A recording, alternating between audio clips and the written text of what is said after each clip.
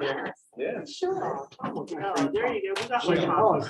I they have Oh, one. Absolutely. Close everything and go all the way back. Something. What's that? Oh. It's like you're back from the dead. There it is. You know? Here's your campus. Do you have your? I don't know how you take that, right? Because we're about like 25 or other, right? Yes. Bottom of 25, I think. Teachers okay.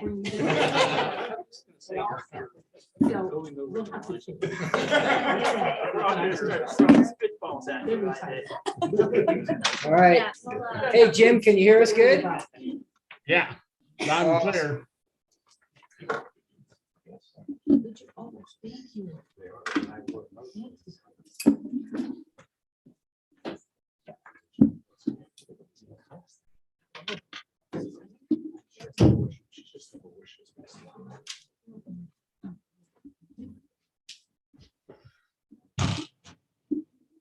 There's coffee in the other room.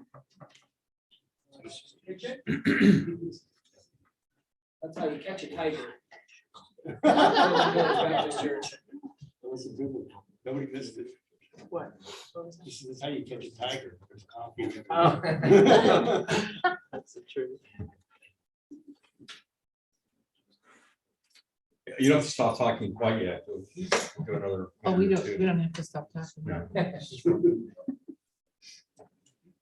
If you like, I'll walk out of the room, come back in, then you'll know.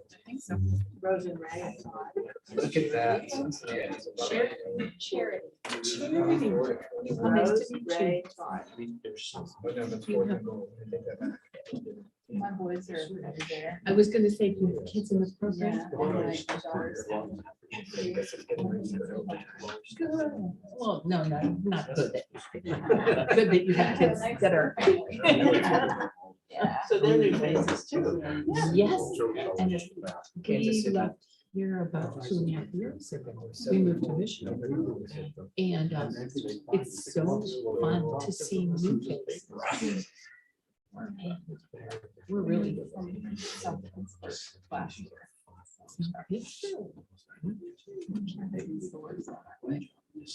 Okay. Yeah. Especially in this weather. That is during this weather. Doesn't have to go every day though. This kind of. Okay. Oh, that's good. Did he have to go on that really bad snow? He actually drove to the mines last Sunday. He actually had to go underground for something. So that's why we weren't here. I wasn't gonna come without him. Yeah. Not in that snow. Tied it up. I just saw that, yeah, I just, yeah, You I thought it was over at 21. Yes. We were watching the hockey game earlier. Yes. But I don't know how that. Okay.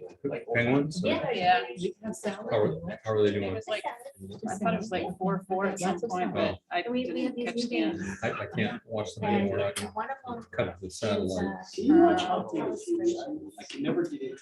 Yeah. In person, it's And awesome. so Yeah. it's On like TV, I just have a virtual. drawings and telephone game.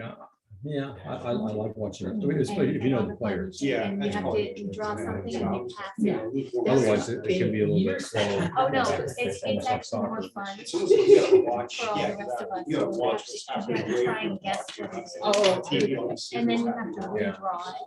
I'm not good at drawing. Oh, Yeah. it's so much fun. You're gonna- All right, I think we'll get started now. Let's have a word of prayer. Thank you, Father, for the word of God, and thank you for the availability of so many resources that we can look behind the scenes and understand even more of what was transpiring that the people at the time did know, and we have to find out.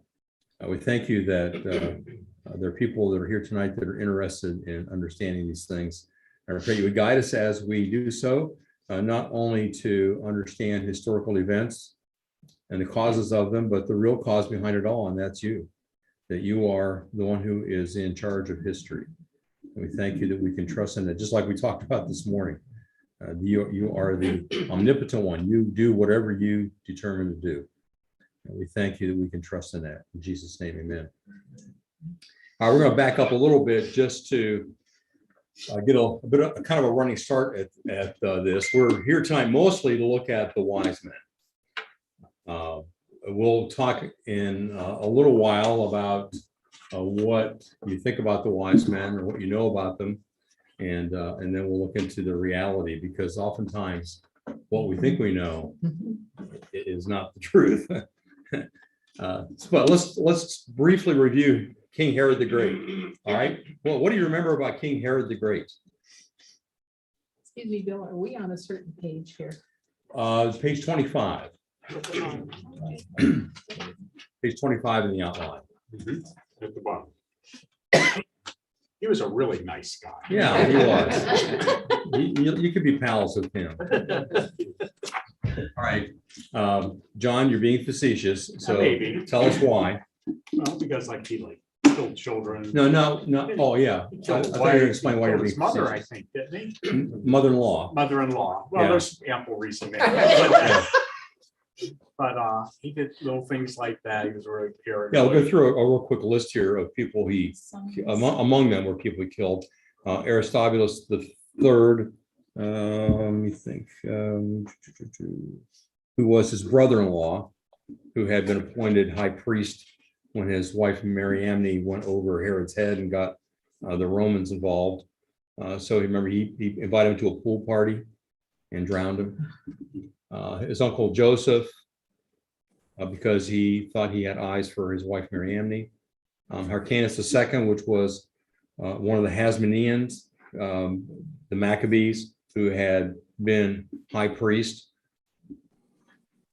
45 members of the Sanhedrin. Mariamne, who was his favorite wife, out of, what do we have, 8, I think, wives he had. He missed her the most when she was gone. Even named a tower after her. See, Alexandra was his mother-in-law because he suspected her of plots against him. The sons that he had through Mariamne, because Mariamne was of the Hasmonean line, and he married that Mariamne in order to sort of authenticate his kingship to the Jewish people. And at least he's married to what was kind of the royal family. But then he suspected his sons of wanting to take over, so he killed them. 300 soldiers that he thought were part of the plot. And on the bottom, right where Jim is sitting, is Antipater, his son by another wife. He was the one that heard that Herod had committed suicide, only it was premature. Herod hadn't died. And in his rejoicing over that, got back to Herod, and so he had him killed. So this led Caesar Augustus to say about King Herod, I would rather be Herod's hus than his huios. I'd rather be his pig than his son. So that establishes a little bit about the character of Herod the Great, who is the one we find in the infancy narrative in Matthew. All right, now let's talk about the Magi, or the wise men. Oh, there's the decree of Caesar Augustus and other historical records of that census. There's the Bethlehem Inn, where there was no room. And there's Mary and Joseph and baby Jesus in the cave. All right, now we'll look at the arrival of the Magi. Herod strikes again. At about the time of the birth of Jesus, and I'm going to posit a date of 2 BC. If you were here a few weeks ago when you watched the Bethlehem Star video, I think that is a tremendous help in understanding when things took place. If you want to disregard the whole thing, that's fine. But I think that pinpoints the date as being 2 BC rather than some of the other guesses of 4 BC or even 6 or 7 BC. So about the time of the birth of Jesus, there was a messianic dispute between Herod and the Pharisees. It became so acute that the Pharisees predicted Herod's early death, whereupon Herod made sure they had an early death, had them executed. Now, Before we go on to look at who, all about the Magi, the identity of the Magi, I want you to take this paper, which is a story of the legend of the three wise men. And as you read it, I want you to look back over it, read through, look back over, without consulting your Bible, cross out anything which is either not contained in the biblical account or which contradicts the biblical account. And if there's anything about that you're not sure, put a question mark. So everyone, read through this. I'm not going to collect them. I'm not going to embarrass you or anything. This is just a mental exercise to see what you already know or don't know about the Magi, the wise men. For those of you at home, I'll read this to you. The legend of the three wise men. Three astrologers, wisest of their respective races, one white, one brown, and one black, met by the providence of God in the Arabian desert. Having rejoiced together over God's grace in bringing them together, Gaspar of Greece, Melchior of India, and Balthazar of Egypt witnessed the appearance of a new star, possibly a comet, which signaled the birth of a king. Believing the sign to be that of the Jews, they set off toward Jerusalem on their camels, all the while following the star. Upon their arrival in Jerusalem, these who were kings themselves asked the people for the location of the dwelling place of the newborn king of the Jews. King Herod summoned them to his palace, and having ascertained that the Messiah would be born in Bethlehem, sent the three wise men to find the child, promising to also come and worship him. Departing Jerusalem, these three kings continued to follow the star until they came to the place where the baby lay. They entered the stable and presented to the babe lying in the manger gifts of gold, frankincense, and myrrh. Each of the wise men, having laid his small box before the infant, arose, departed, and returned to his own country to tell his people that the Savior of mankind had been born. So those of you that are listening at home, maybe you pick out some things there that are incorrect, while those that are here finish looking it over.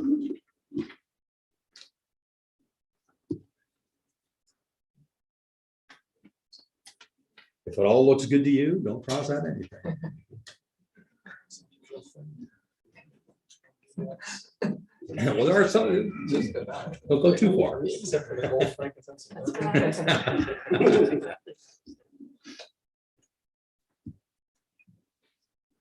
All right, I'm not going to go through and tell you what should be crossed out. You'll see it as we go along. A couple weeks ago, David Hill gave a message here. Well, I guess was it Christmas time, about the wise men, and he really touched upon a number of the things, some of the myths, but he concentrated primarily on the gifts, the gold, frankincense, and myrrh. They did a great job of that.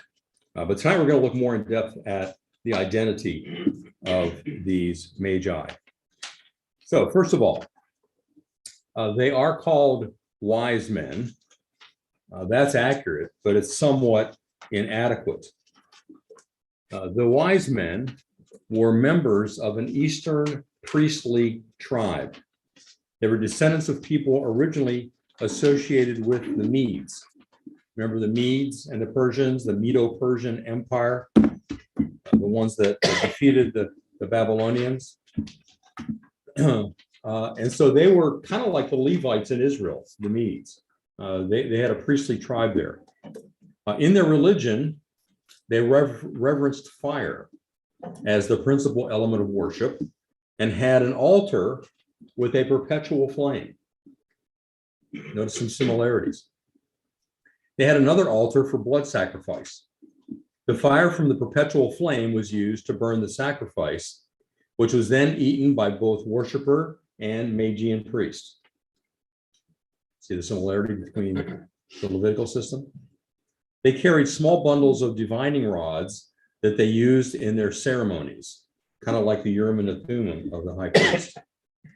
They believed in distinguishing between certain kinds of unclean animals, including insects and reptiles. They were very ritualistic about ever touching or disposing of a dead body. To their own pagan religion, they seem to have become monotheistic, adding Judaism and later Zoroastrianism, which was dualistic with a good God and a bad God together. So there was certainly an element of the Magi that was monotheist. They were very skilled in astronomy and astrology.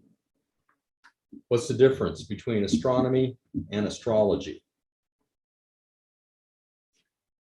One's a study of the stars and stuff, and the other one is how it rules your life. Yeah, one is science, studying the stars, the planets. The other is superstition, the ruling of the life. Now, for them, there was no difference. They didn't understand science and superstition as being separate entities. They studied the stars. So they were considered experts in what the stars and planets were doing. An interest in science prompted an interest in occultic things or sorcery, which is the origin of our word magic. It's from the Magi.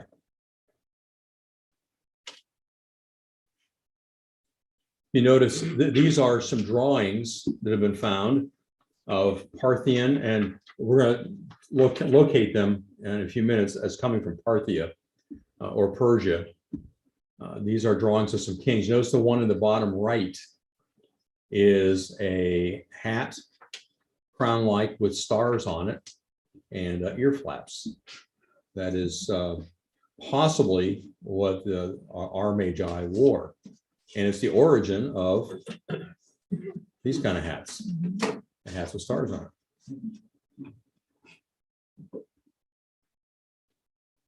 it. They dwelt at or near Babylon, being the center of several empires, and ascended to places of status in the Babylonian Empire. We find that in Jeremiah 39 and in Daniel chapter 2. The Magi maintained a place of prominence throughout all four major world empires. So we're talking about a long period of time. They were considered part of the elite. They always appear with tremendous political power and were consulted by rulers for advice, hence the wise men title. I didn't tell you the four major world powers. You probably can name them: Babylonian, Medo-Persian, Greek, and Roman. The royal bench of judges that we find in Esther was all chosen from the Magi. The name of the wisdom of the Magi, which was the code of scientific and religious wisdom, was called the Law of the Medes and Persians. Does that sound familiar? Find that in Daniel 6 and Esther 1. Remember, even the emperor couldn't go against the law of the Medes and the Persians. So that's the hold the Magi had over even the emperors. They were so powerful that no Persian could ever become emperor or king except under two conditions. And in passing, there's a sculpture of Parthian prince, so you have an idea what they may look like. Two conditions for Persian kings. First of all, he had to master the scientific and religious discipline of the Magi. So he had to go through and learn all the things that the Magi did. And secondly, most importantly, he had to be approved of and crowned by the Magi. You get the significance of that? You can't be king in Persia or at this time Parthia unless the Magi crown you king. Now, what does that do to our traditional idea about the three wise men? Well, they were not kings, but king makers. Oh, I'll be King on. makers. Yeah. So King they make, want Jesus King. There you go. I hope I'm on quiet. And you can't see it on the bottom. I don't know if I can move this. Yeah. They were not kings, but kingmakers. During the Babylonian captivity of the Jews, Daniel became chief of the Magi. He was called Rav Mag, which means chief of the Magi in Daniel 4:7-9, which brought the Magi into contact with Jewish prophecy. Can you imagine that Daniel, being chief of the Magi, would not have taught the Magi about all the prophecies that God had given concerning Israel? That's something they were interested in. And so I imagine that would have included the prophecy of Balaam in Numbers 24:17. Remember Balaam, who was hired to curse the children of Israel coming out of Egypt, going towards the promised land, and God wouldn't allow him to do so. And finally, he had Balaam's donkey talk to him about where he was going. And this is the prophecy that came out of Balaam that I think is relevant in Numbers 24:17. He said this, I see him, but not now. I behold him, but not near. A star shall come forth from Jacob, and a scepter shall rise from Israel, and shall crush through the forehead of Moab, and tear down all the sons of Sheph. Moab was who was trying to, the king of Moab was trying to curse Israel. What is this verse saying? Or should I put it this way? About whom is this verse talking? Who's the him that he sees, that he beholds, but not near? Messiah. A star will come forth, a scepter, a symbol of authority, of ruling. Now, at the time of the birth of Jesus, in the Eastern or Parthian Empire, you see pictured here, which were the remnants of the old Persian Empire. The Persian Empire had been larger, although the Parthian Empire was pretty good size itself. But you can see it spanned the area that had formerly been Babylon and Persia, and butted up against this rising empire of Rome that was moving east. And so there was a natural rivalry between the two, a natural, they're natural enemies. And at that time, there was a ruling body called the Megistanes, which comes from Magi. It kind of was like the US Senate. And they were made up of the Magi, and they were ruling in Parthia. One of their duties was to have absolute control over the selection of a king. And as I said, Rome and Parthia were violent enemies and often fought against one another in the vicinity of Israel. You can see where they overlap there.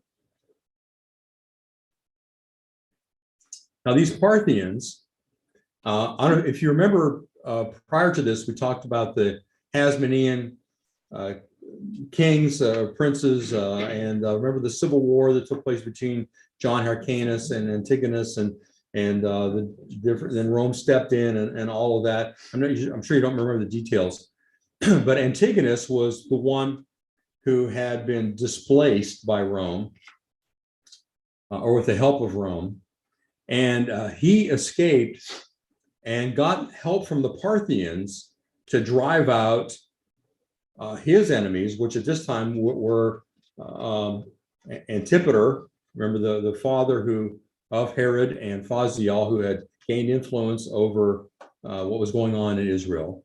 So Antigonus drove out Herod, resulting in the death of Herod's brother Phaziel in the process. This provides part of the reason why Herod was so troubled by their arrival in Jerusalem, because the people, the Parthians, had helped drive him out before he got the help of Rome to come back and drive Antigonus out and take over again. But his brother had died under having been captured by the Parthians. And now these Magi, these Parthians, are coming back into Jerusalem again. And you can understand why he was so troubled. Remember, it says Herod was troubled when the Magi arrived. That's part of the reason, because whether they were the same guys exactly or not, they were the same group of people, the same race of people. Now, at the time, the Parthian Megistanes wanted to fight again against Rome, but their king, Phraates IV, who reigned from around 37 to 2 BC, about the time of the birth of Jesus, was unwilling. There was so much unrest in Parthia that a few years before, in 10 BC, the king's new queen, whose name was Musa, who was a concubine sent by Augustus from Italy. So she was a Roman. So Caesar Augustus is trying to influence the Parthians to be more conciliatory toward Rome. And Musa convinced him to send 4 of his sons, her stepsons, to Rome for their safety and training, probably. So cleared of any rivals to her son through Phraates, because his sons are gone, her stepsons, but her own son remains, and so she poisoned him in 2 BC. Her son Phraates ascending to the throne. When Phraates took the throne as Phraates V, Musa married her own son and ruled alongside him. And it's pictured on these coins. He is on one side, and he and his mother on the other side.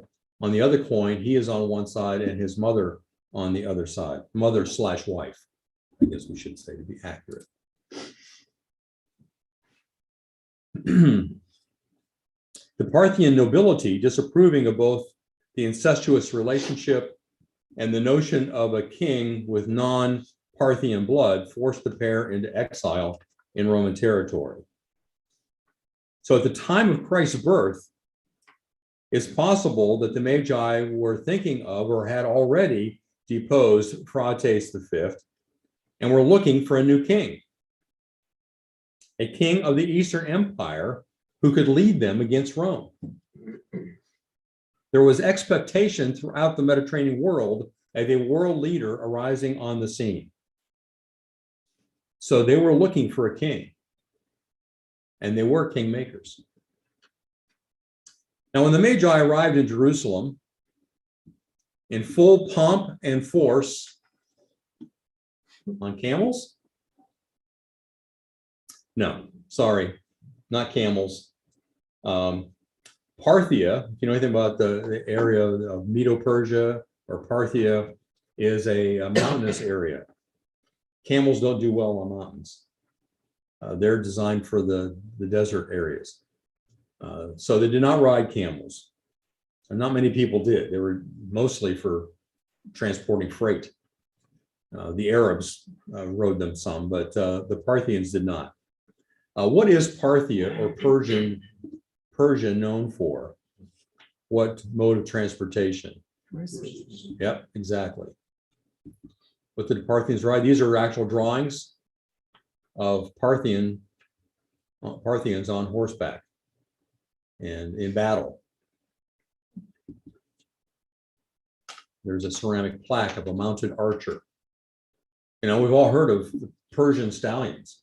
You know, and this is the area from which they came.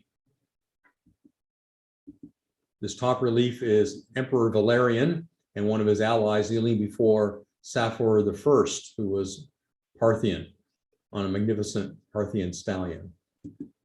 On the bottom, we have Strabo calling the Parthian the most elegant riding horse in the Roman Empire. So they rode horses.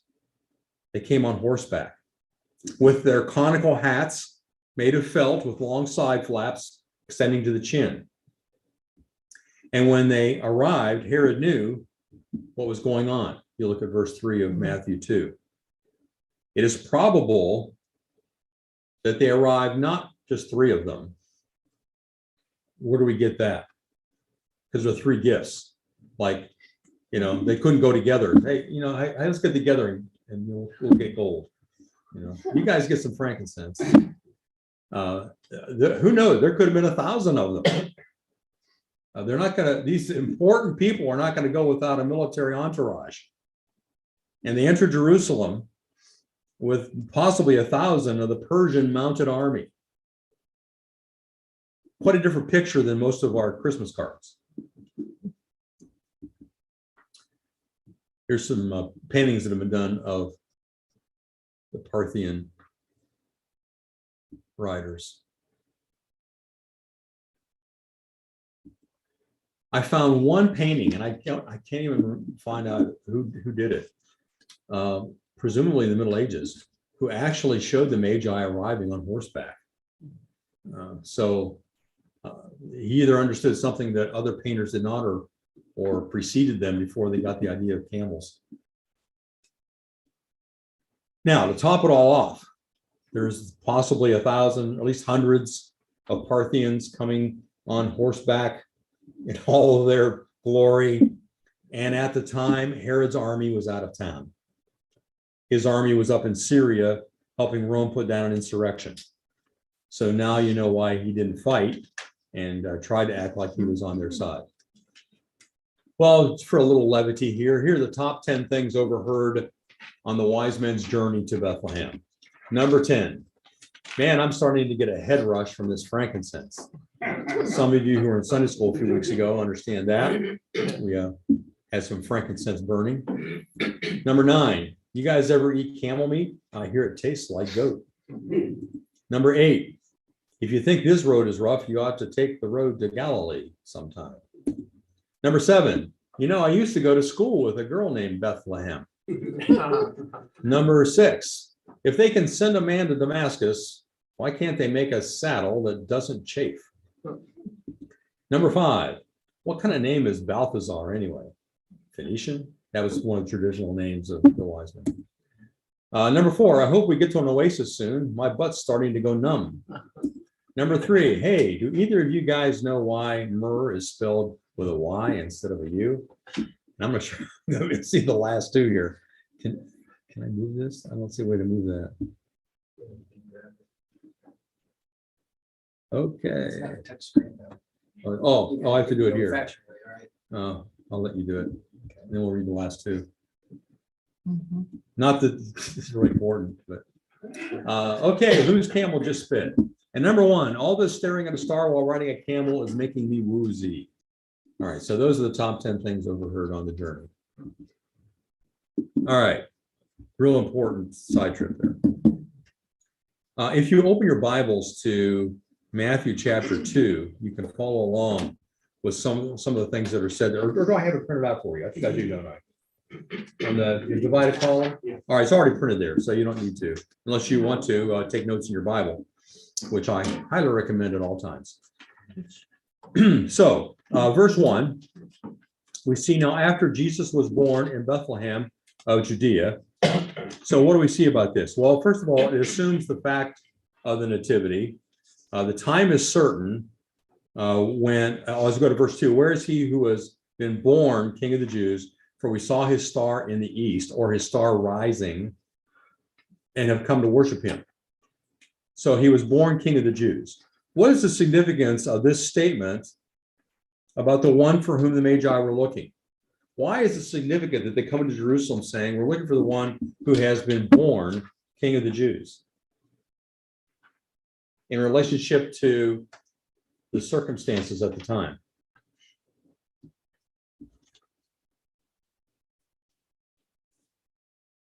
Well, was there a king of the Jews at the time? Herod. Was he born king of the Jews? How did he get to be king of the Jews? What? Appointed. He was appointed by the Roman Senate. Now, if you've got a king who has been appointed and one who has been born, which one has precedence? The one born. So you can see why Herod was upset over not only the presence of the Magi, these Parthians, but also over the revelation that there's been born a king of the Jews, which means he will be exiting. Now, it was worded here in Matthew in order to make Herod appear inferior because he was appointed, not born. Herod was the king de facto, but the king just born would be the king de jure. I'm not sure how to say that's Latin, which means legally. There's a legal king. And as I said, in the east means rising in the east, not that they were in the east when they saw it or anything like that. All right, verse 3. But when Herod the king heard it, he was troubled. Well, we know why. He's agitated because his enemies are in his city, his army's gone, and they're looking for somebody to supplant him as king. Now, why was all Jerusalem troubled? Herod was troubled, all of Jerusalem was troubled. Exactly. Heads tended to roll, or people were crucified. And so all the city was agitated as well. Okay, we know Herod's history of any challenge to his throne being taken care of through death. Now, one of the things that's in the background of all this that the people understood, if you remember back when the Maccabees had the revolt, the Maccabean Revolt, and they drove out the Greeks or the Syrians, took over, and they didn't know quite what to do because so many of the priests had been defiled by Antiochus Epiphanes, and they didn't know who should be in charge. And so they took over with the reservation that the power would cease when the Messiah came, that they would give up any authority they had. Now, possibly Herod was concerned over the Jewish reaction to the news of one born king. In addition, some Jewish scholars had discovered that 76 generations had passed since the creation. And there was a well-known prophecy that the Messiah was to deliver Israel from its foreign rulers in the 77th generation. Herod was certainly a foreign ruler, being an Edomite. And as I said, this was an army from the same people who had driven him out of Galilee and caused his brother to die some 30 years before. All right, we go to verse 4. Any questions you have along the way, please feel free to interrupt. Gathering together all the chief priests and scribes of the people, he began to inquire of them where the Christ was to be born. Herod's inquiry indicates that he understood there to be no distinction between this king and the Messiah. You notice that? So he heard a king has been born, but what's the question he asks? Where's the Messiah to be born? So he understood they're both the same thing. Isn't it interesting that he believed the prophecies concerning the Messiah's birth, but not the prophecies about his reign? He thought he could thwart the plan of God by killing the Messiah. Herod craftily places before the religious leaders a theological proposition, not an historical fact. So he's just saying, I'm just wondering, guys, where's the Messiah supposed to be born? And so they said to him in Bethlehem of Judea, verse 5, for so had been written by the prophet, and they quote from Micah. The answer is given without hesitation as a matter that was perfectly understood. Now, actually, this quotation is a loose translation of Micah 5:2 and also 2 Samuel 5:2, where David had been born and anointed king. The word least there is used to describe Bethlehem because Bethlehem's not mentioned in the Hebrew text of cities of Judah in Joshua 15:59. So it wasn't even big enough to be mentioned in the basically kind of a census that was taken then. The description, I think, is interesting. Out of you will come a ruler who will what? Shepherd my people Israel. Was Herod in any way a shepherd? No, he was a tyrant.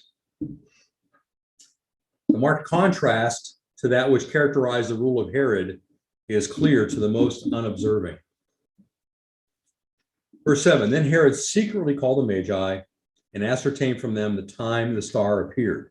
Why secretly? Herod wished to avoid further excitement for anybody else to know what was going on.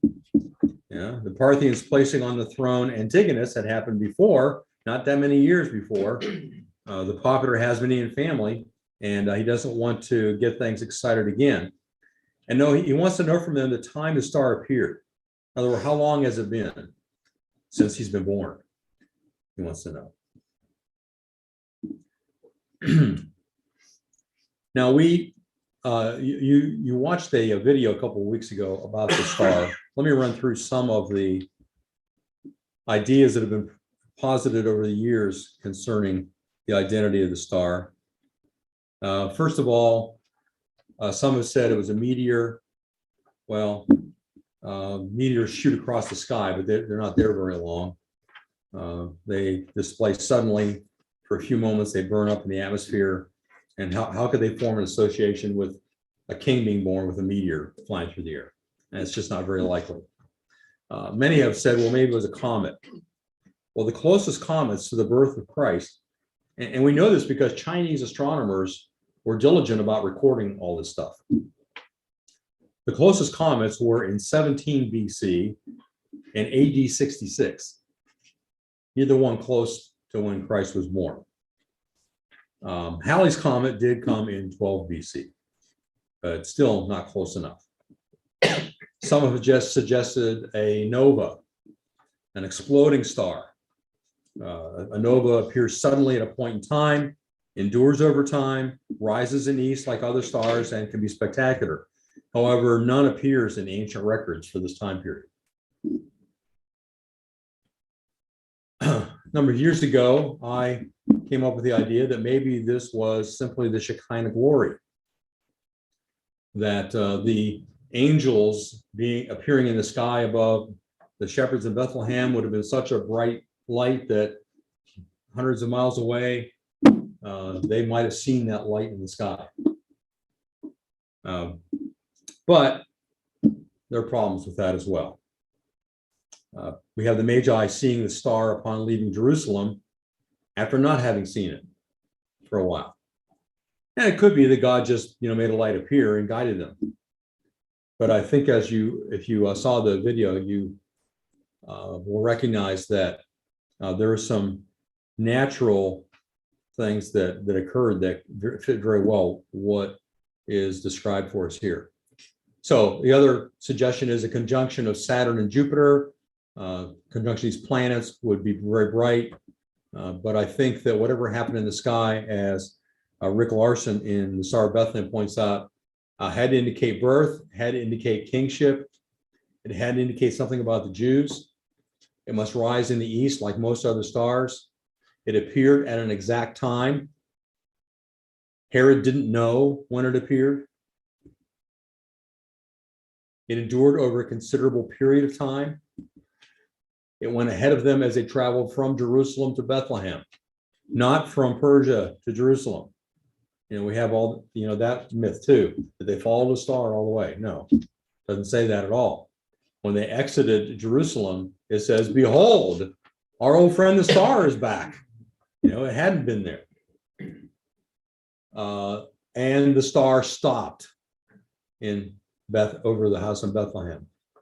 As you saw in the video, and if you haven't seen the video, I highly recommend it. It is available on YouTube, or if you want your own copy, it's only, I think, like $6 or $7. Get a DVD.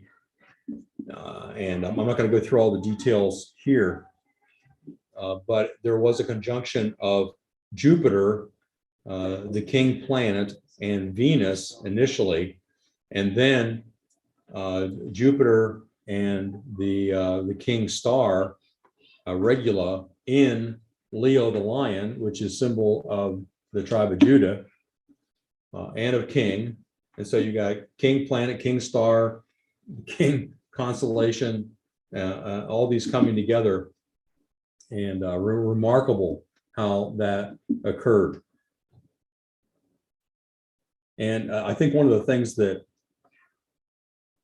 really jumped out at me as I was viewing the Star of Bethlehem and seeing how all this happened is to understand that when God created the universe, he created it mathematically. In other words, there's mathematics behind everything. Kepler understood this. And that's why he was trying to calculate backwards when what was the star. He had, unfortunately, some misinformation about the approximate year. And so he was looking too far back. But to think that when God created everything, he put everything in motion, all the stars and planets, put it in motion.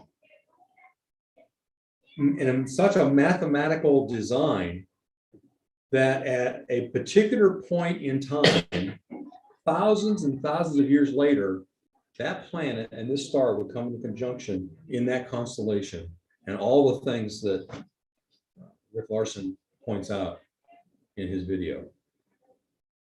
Never to happen again. Amazing. In a sense, we should be amazed by God, but I'm glad that we are. You know, we're amazed by what God has done and what he does. And if you remember, I'm skipping over some of the explanation from the video.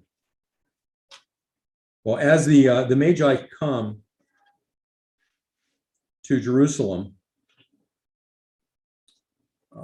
that the planet stopped its motion, planet Jupiter, on December 1st, 3 BC. But in doing so, it headed straight back toward the star Regulus. On February 17th, 2 BC, it was once again in conjunction with Regulus. Jupiter then continued its retrogression. That just means going, what appears to us is going backwards. It's like when you're riding in a car and there's a car beside you going at a different speed. Sometimes it looks like they're going backwards, but you're just going faster than they are. And there's sometimes when the Earth is going faster than the planet we're watching. So it was going this direction, but now it looks like it's going backwards simply because our speed is different. The motion has changed. And so that's called retrogression. So what happened is Jupiter passed Regulus a third time on May 8th, having drawn a circle or a crown above the king star. So the king planet draws a circle above the king star in the constellation Leo, the lion, that symbolizes the tribe of Judah. As Jupiter was beginning the coronation of Regulus, another startling symbol rose in the sky. The constellation which rises in the east behind Leo is Virgo, the Virgin. When Jupiter and Regulus were first meeting, she rose clothed in the sun. And as John says in the book of Revelation, he says the Virgin rose clothed in the sun, the moon was at her feet, and it was a new moon, symbolizing or symbolically birth at the feet of the Virgin. After this third conjunction with Regulus, Jupiter continued moving westward, as it appears, for 40 days more. Jupiter, after 3 conjunctions with Regulus, went on to reunite with Venus, the mother planet. 9 months later, and in the constellation Leo, during a full moon on June 17th, 2 BC, as mentioned earlier, they unite. The conjunction was the rarest for many decades, and it happened when Venus was in its easternmost point from the sun. But even this rare Jupiter-Venus conjunction was not all. On August 27th, 2 BC, Jupiter emerged once again as a morning star. Mars, which is the planet of war, which had played no active part in the past year's conjunctions, overtook Jupiter and formed a very close conjunction with it. It's not normal that happens. Since the planets are only 8 degrees ahead of the sun, the light for the pre-dawn probably diminished the display for the observer on Earth. Yet astronomers in that period could have calculated the time of conjunctions and may have been looking for it. All right, so apparently we'll have the Magi arrived in Jerusalem at the end of November or early December. For in December of 2 BC, if they look south in the wee hours, there hung the planet of kings, Jupiter, over the city of Messiah's birth. And on December 25th of 2 BC, it entered retrograde. It moved south, appeared to move south. And so the Magi, viewing from Jerusalem, would have seen Jupiter stopped in the sky, having moved south right above the little town of Bethlehem. And so it's really interesting that Jesus was not born on December 25th, but apparently the Magi arrived on December 25th of 2 BC. And so they traveled to see what would have been the 6-month-old Messiah in a house in Bethlehem.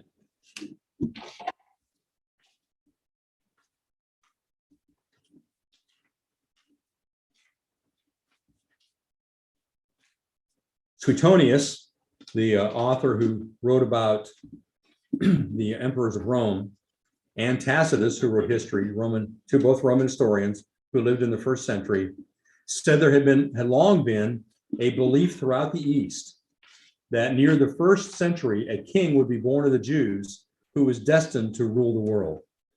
These are Roman historians pointing this out. Flavius Josephus, the Jewish historian, said, at about this time, a rumor went around that God had decided to bring the rule of the Roman foreigners to an end, and that a sign from heaven had announced the coming of a Jewish king. So outside the Bible, there are indications of what was transpiring. All right, let's go back to Matthew chapter 2, verse 11. We see there another myth busted. They came into the stable, no, the house, and saw the child with Mary, his mother. The word for child here is not the word for infant. It is the word for toddler, something older than infant. 6-month-old would fit into that. And let's see. They fell down, worshipped him. Then, I guess we'll go ahead. Verse 16. When Herod saw that he'd been tricked, he became enraged and sent men to kill all the children in Bethlehem and throughout the surrounding region from 2 years old and under.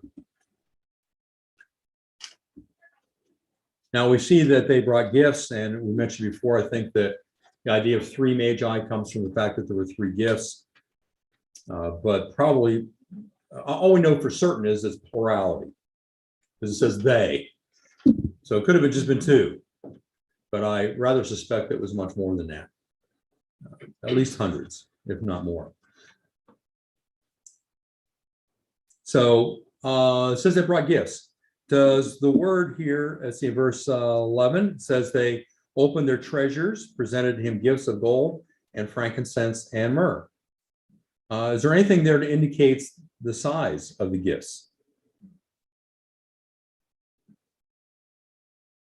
Not in English. Yeah. And most of our pictures show something like this: a little box of gold, a little box of frankincense, a little box of myrrh. Because that's, you can carry that during a Christmas pageant play, right? In reality, the word should be translated treasure chests or caskets.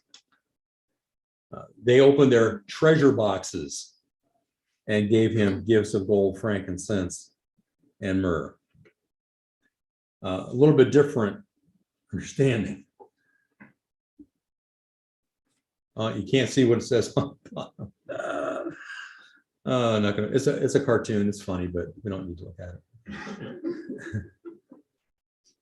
Of what significance are the 3 gifts? David Hill did a great job a few weeks ago or a month ago talking about the significance of the gifts. I'll just point out briefly that gold is symbolic of royalty, frankincense of deity because it's used for prayer to God, and myrrh for humanity. It was used to wrap around dead bodies. And we'll see in a few weeks or so in our Sunday school class, as we look at Luke 2, that the baby was wrapped in swaddling clothes, wrapped in the same way that they wrapped a dead body. All right, next we go to what Herod did. Verse 13 and following, we see that Joseph was warned in a dream to take the child and his mother, go to Egypt and remain there. Herod is searching for him to destroy him, and he did so. And we know that what Herod did is he sent soldiers to Bethlehem and killed all the baby boys 2 years old and younger. This is not recorded anywhere else in history. Doesn't mean it didn't happen. That was such an insignificant thing compared to most things Herod did. It didn't really make anybody's history. Oh, he killed a bunch of baby boys compared to hundreds or even thousands that he slaughtered and crucified. That would have been a minor thing. It would have been of no consequence.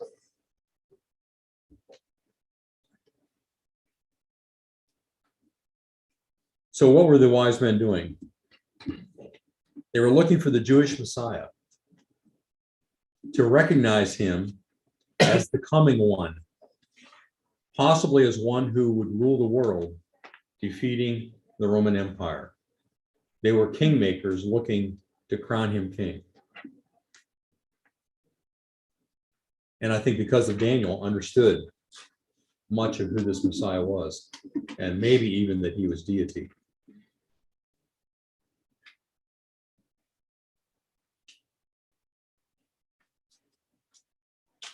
Final note about Herod. He died soon after.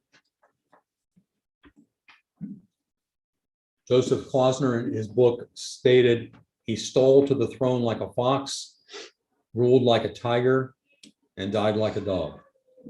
I'm going to need to move this again so we can read what Josephus wrote. We're on page 36. Are we lost? Sorry, Okay. I kind of skipped over some things maybe. Page 36. You already did the other pages, but earlier. Oh. sequence too. Right. Okay. We're already done. Herod's reign ended in terror. You got anything past 30? Is that what Right up here, yes. these are? Yeah, 31 following. Anybody else?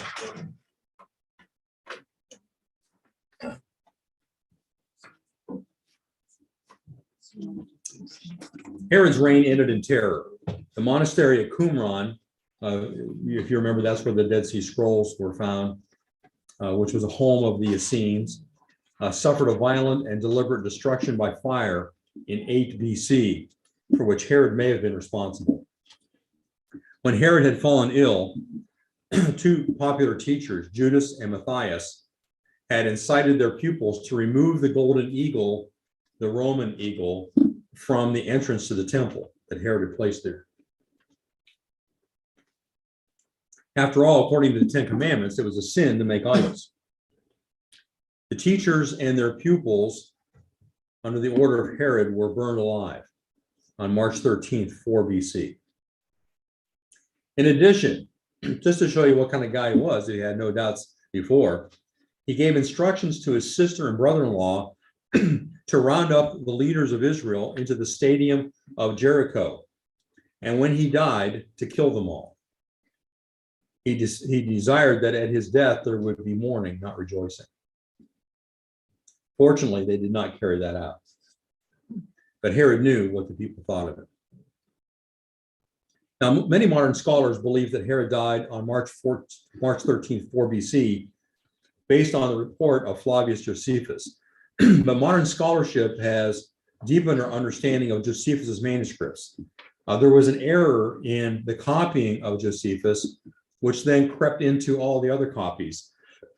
So that's why you have Jesus' birth being designated as being in 4, 5, or 6 BC. It had to be before Herod died. But a recent study was made of the earliest manuscripts of Josephus' writings held by the British Library in London and the American Library of Congress. Somebody just happened upon this. It revealed a surprise that allows us to target our mathematical telescopes better than could Kepler. It turns out that a copying error was a primary cause of the confusion about the date of Herod's death. A printer typesetting the manuscript of Josephus's Antiquities messed up in the year 1544. Every single Josephus manuscript in these libraries dating from before 1544 supports the inference that Herod passed in 1 BC, not 4 BC. Excellent scholarship confirms that date. So hence, Rick Larson looking for the birth of Jesus later than others had thought.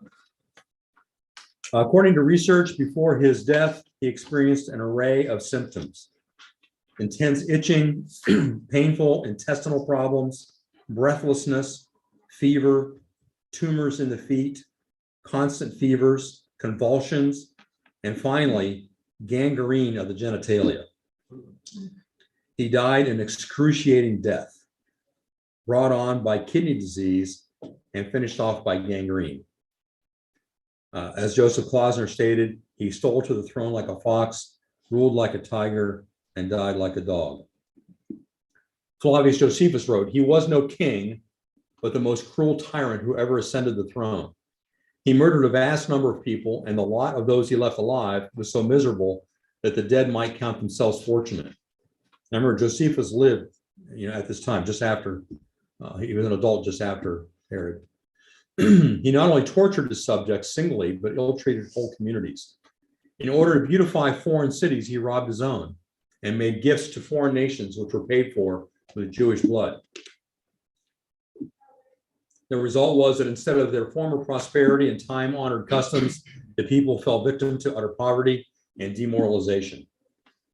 Within a few years, the Jews suffered more misery through Herod than their forefathers had done in the long period since they left Babylon and returned under Xerxes.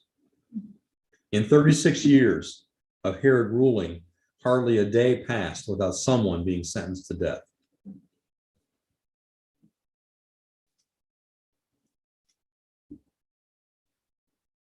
Now I want us to look through the aftermath of Herod, politically what happened to the kingdom when Herod died. His son Archelaus, you see there in the diagram, ascended the throne. We have it's on the back of the Legend of the Magi. There is a diagram of the family of Herod. The news of Herod's death and ascension of Archelaus brought violent uprisings throughout the country. The new king had to face an angry crowd that demanded rehabilitation of these martyrs. Some 3,000 Jews were killed during the celebration of Passover. The courts of the temple were strewn with corpses.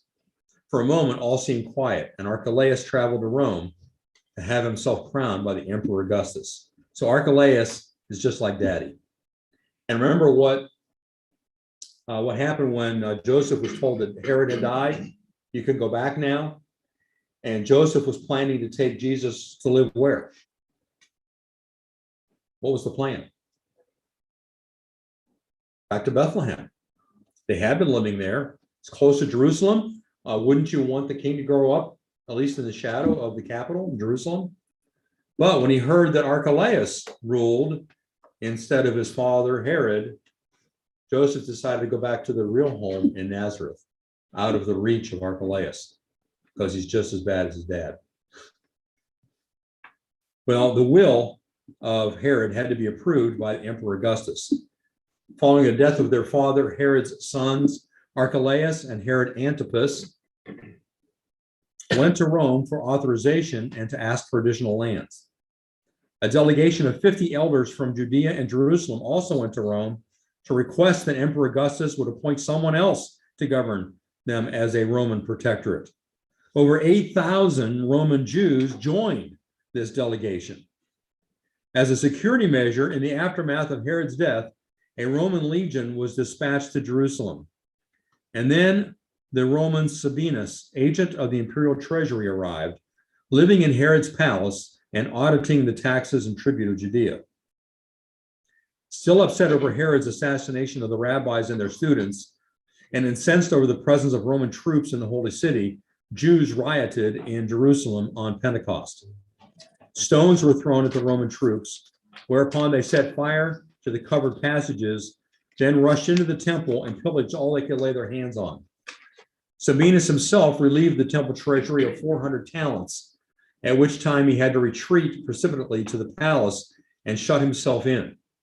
The governor of Syria arrived with reinforcements, who brutally put down the revolt, reclaiming Jerusalem and crucifying over 2,000. To the great disappointment of nearly everyone, Augustus honored Herod's will and made Archelaus ethnarch of Idumea, Samaria, and Judea. His rule was bad.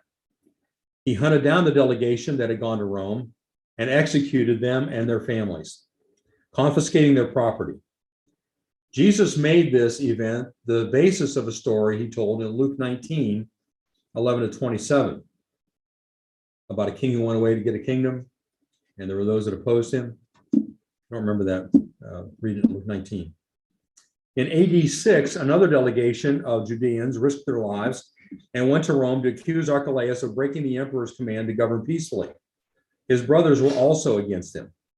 He was summoned to Rome, where Augustus deposed him and banished him to Gaul, Gaul, which is present-day France, because of his enormous misrule. The territory was then reduced to a Roman province with direct Roman rule under a prefect, looks like perfect, only PRE, who had full power to inflict the death penalty. A revolt over the census occurred in AD 6. The people claimed God was the ruler, not Rome. This is referred to in Acts chapter 5, verse 37. You can see on this map, the area of white was the territory of Archelaus. Herod Antipas, another son, had the blue area of Galilee. Philip, another son, had the brown area, and the white area was Decapolis. That was just 10 Greek cities that ruled themselves. This is what Archelaus ruled then more closely. Philip the Tetrarch, added up there in the upper right. And Herod Antipas. One of the things that's really confusing about the whole family tree of Herod is, as we go on, we're going to see intermarriage within the family, but every other person's name is Herod or Herodias. They just love that family name. Herod Antipas. Well, I'm not ready for him yet. Okay, first of all, I'll talk about Philip the Tetrarch. He was son of Cleopatra, who was a Jew. He was made Tetrarch of Ithria and Trachonitis and Galantis, the light green upper right, where Caesarea Philippi is. His rule was quiet. He was liked by the populace, who were mostly Syrians and Greeks. He ruled justly, was an excellent administrator, not to be confused with Herod Philip, who married Herodias. That's another son.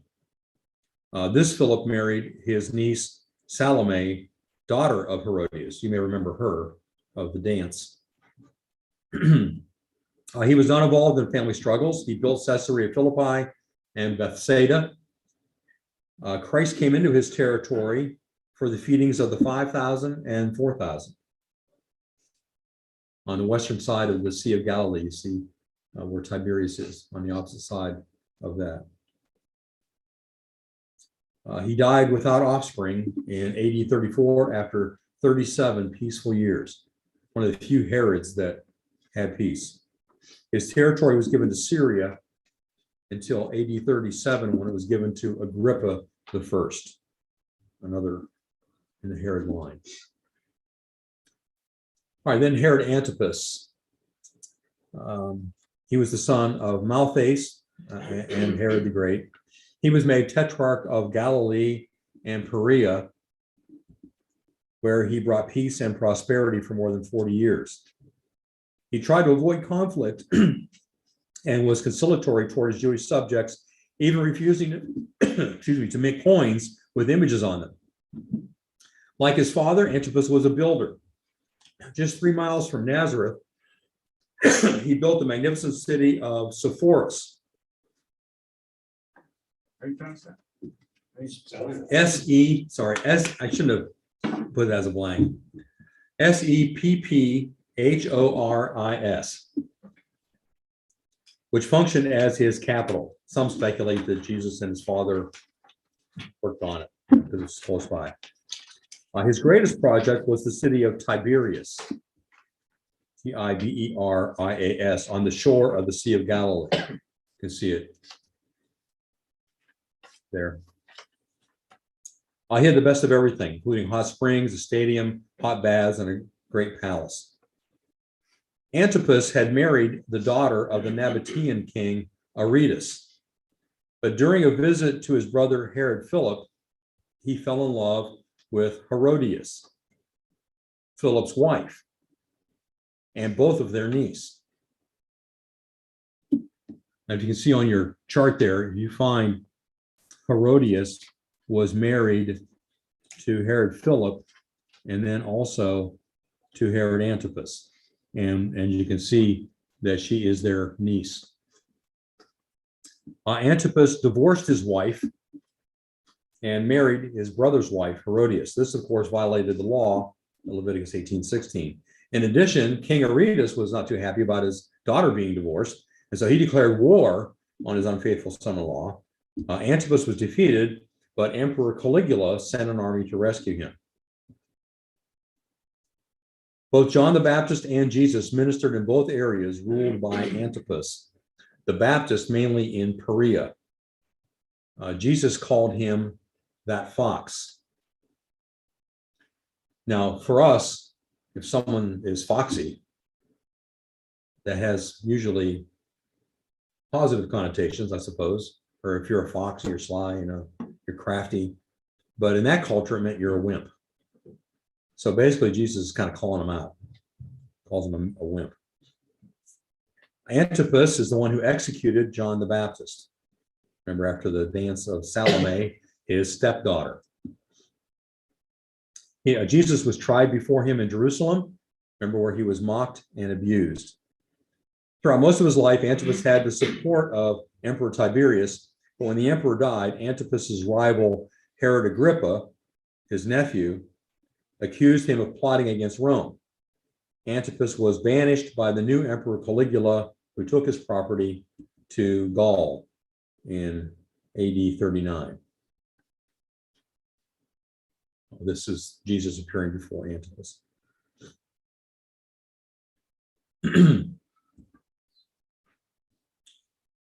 All right, there's an overview of who ruled where: Archelaus, Herod Antipas, and Herod Philip, the three main parts. Now, the later divisions took place from 6 AD to 100 when Rome appointed prefects over Judea. They were appointed by the emperor, resided in Caesarea, coming to Jerusalem only during Passover once a year. So they did not, they weren't in Jerusalem except during major celebrations. I guess that was the best place. Oops.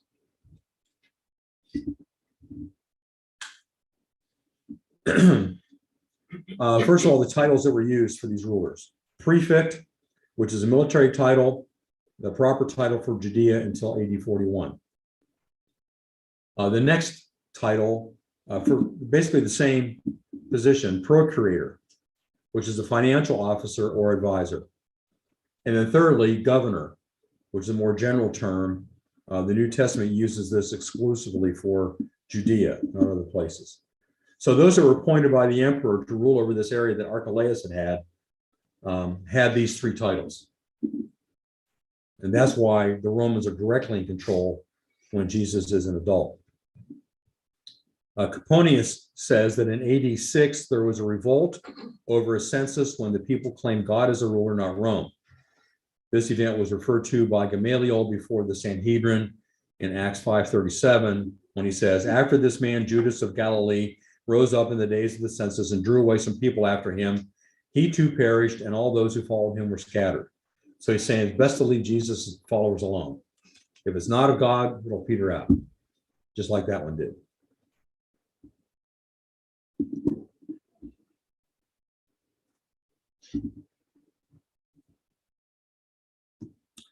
I'm sorry, Coponius was the ruler in 6 AD. He was followed by Pontius Pilate in AD 26. Of course, he's the one that tried and executed Jesus Christ. Because of his misrule, he was banished in AD 36.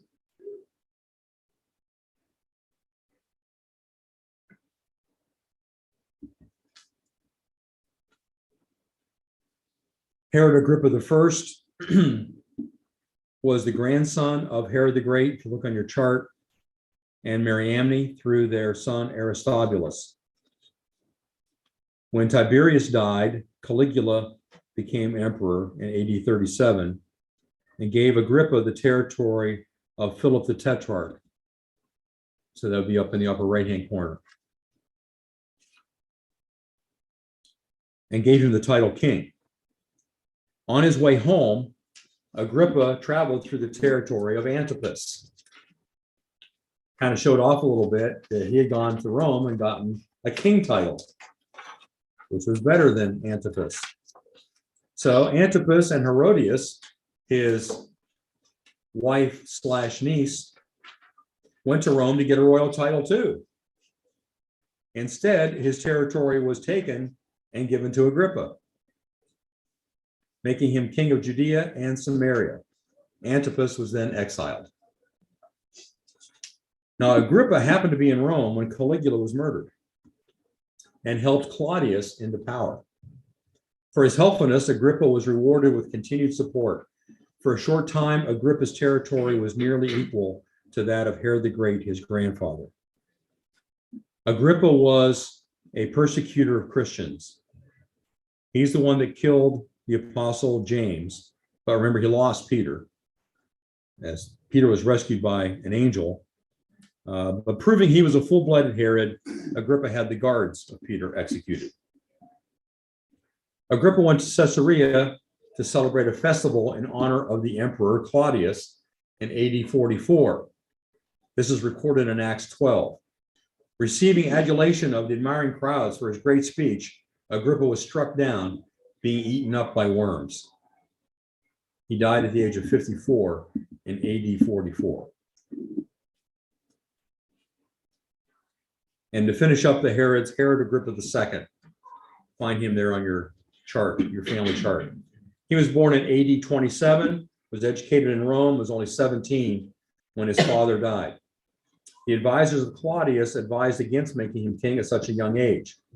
He was given Calicos in AD 30, a small fraction of what his father ruled. He had some authority over Jerusalem and was allowed to appoint the high priest. In AD 53, Claudius took Chalcos, giving Agrippa II Philip's territory, plus Abilene and Arca. In AD 54, Emperor Nero was on the throne, and he added a portion of Galilee and Perea. Governor Felix, who was married to Agrippa's sister Drusilla, a granddaughter of Herod the Great, daughter of Agrippa I, is the one who heard the defense of Paul the Apostle after his arrest on the Temple Mount. But he left office before a sentence was passed, and Festus succeeded him. I remember the interchange that takes place there. In AD 59, Festus became procurator of Judea, just like Pontius Pilate before. Agrippa II came to visit with his sister Bernice in Caesarea, where he heard Paul's testimony at the invitation of Festus. Agrippa asked to hear Paul's defense. Both Bernice and Agrippa heard a ringing proclamation of the good news of Messiah, Jesus of Nazareth, who had been born near Herod the Great, had preached near Herod Antipas, had been tried by Antipas, and had founded a new movement of Jews and Gentiles. The Herodian family had opposed Jesus Christ every step along the way. Festus thought Paul was mad, and Agrippa II, though fascinated, was not persuaded. He and Bernice determined that Paul was not guilty, but allowed him to be sent to Caesar in Rome. Herod Agrippa did much to advance Hellenism in his kingdom.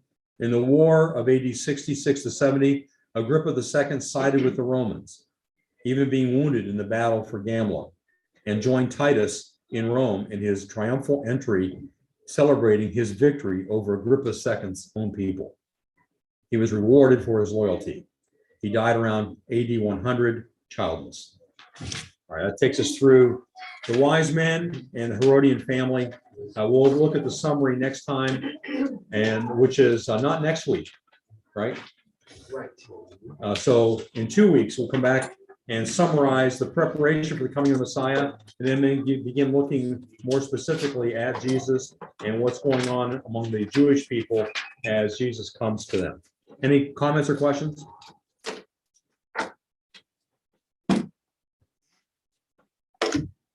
All right, thank you for joining us. Remember to tell a Answer to friend. this in 2 words or less. It's all wrong. No, there are a few right things in there. Not much. The 3 gifts. Yeah, the gifts are right.